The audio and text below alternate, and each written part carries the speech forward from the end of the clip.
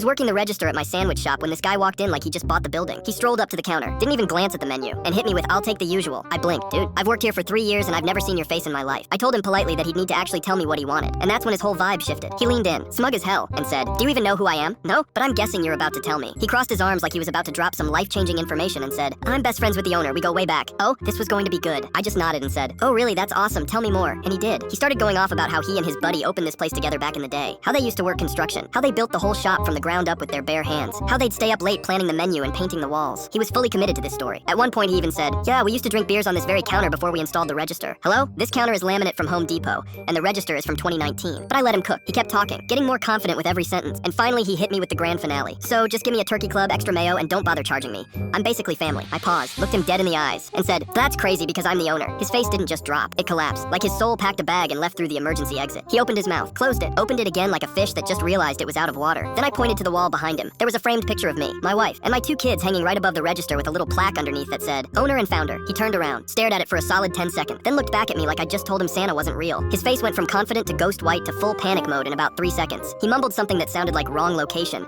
and bolted for the door so fast he almost tripped over his own feet. Didn't order anything, didn't apologize, just straight up fled the scene like he was wanted in 6 states. My employee in the back had been listening to the whole thing and came out laughing so hard he had to sit down. We replayed that conversation for weeks, and the best part?